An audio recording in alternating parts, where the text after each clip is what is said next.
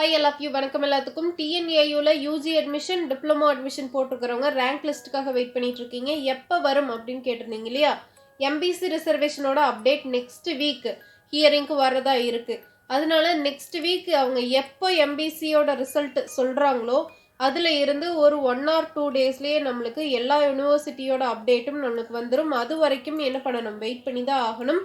ஏன்னா கரெக்டான டேட் சொல்லல. அடுத்த வாரம் கண்டிப்பா சீக்கிரமாவே அந்த விசாரணைகள் எல்லாத்தையுமே முடிச்சிடணும் அப்படிங்கிற ஒரு அப்டேட் பண்ணியிருக்காங்க. அது யாருக்கு சாதகமா இருந்தாலும் யாருக்கு ஆப்போசிட்டா இருந்தாலும் ரிசல்ட் அப்படிங்கிறது வந்துருச்சு அப்படின்னா தான் அட்மிஷன் ரிலேட்டடான குவைரிஸ் எல்லாமே ஸ்டார்ட் பண்ண முடியும். அப்படிங்கிறதுனால நெக்ஸ்ட் வீக் வரப்போகுது. மண்டே வரலாம், டியூஸ்டே, வெனஸ்டே இந்த மாதிரி எப்போ வந்தாலுமே ரிசல்ட் வந்து அடுத்த நாள் 1 or 2 daysல உங்களுக்கு ரேங்க் லிஸ்ட் வந்துடும். இப்போ உங்களுக்கு ரேங்க் லிஸ்ட் வந்ததுக்கு அப்புறம் நீங்க கொடுத்த ப்ரெஃபரன்ஸை சேஞ்ச் பண்றதுக்கு ஒரு சான்ஸ் கொடுப்பாங்க. அது நம்மளுக்கு தெரியும், மாடிஃபிகேஷன் டேட் அப்படின்னு சொல்லிட்டு.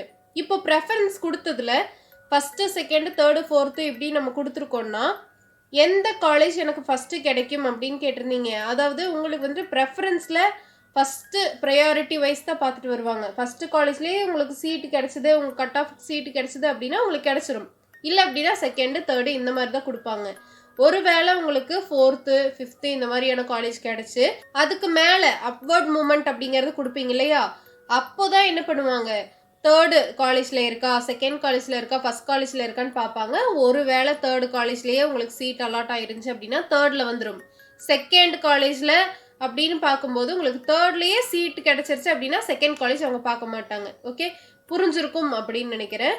இப்போ அப்வர்ட் மொமெண்ட் இருக்கு இல்லையா, ஸ்லைடிங் சிஸ்டம், அதுல சூஸ் பண்ணி எனக்கு காலேஜ் கிடைக்கலன்னா ஆல்ரெடி ப்ரெஃபரன்ஸில் இருக்கிற காலேஜ் கிடைக்குமா அப்படின்னு கேட்டிருக்கீங்க. கண்டிப்பாக கிடைக்கும். உங்களுக்கு நீங்கள் வந்துட்டு ஸ்லைடிங் சிஸ்டம் கொடுக்கும்போது தேர்டு காலேஜ் உங்களுக்கு கிடைச்சிருக்குன்னு வைங்களேன், உங்களுக்கு வந்துட்டு செகண்ட் காலேஜ்லேயோ ஃபர்ஸ்ட் காலேஜ்லேயோ வேணும்னு தான் நீங்கள் அப்வர்ட் மூவ்மெண்ட் கொடுப்பீங்க. அப்போ செகண்ட்லேயோ ஃபர்ஸ்ட்லேயோ உங்களுக்கு சீட் இல்லை அப்படின்னா ரிட்டன் என்ன ஆயிரும், உங்களுக்கு தேர்டு காலேஜ்லேயே சீட் அப்படிங்கிறது அலாட் ஆகும். ஸோ உங்களோட சீட்டெல்லாம் வந்துட்டு ரிஜெக்ட்லாம் ஆகாது.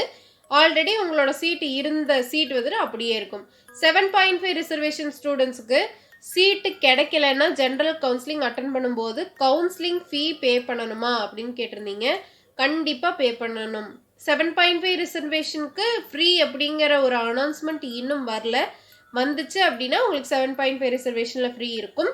மேபி உங்களுக்கு 7.5 ரிசர்வேஷனில் கிடைக்காம ஜென்ரல் கவுன்சிலிங் நீங்கள் அட்டன் பண்ணீங்கன்னா ஃபீ பே பண்ணணும். Okay, all the best all of you. Share your knowledge as much as you can.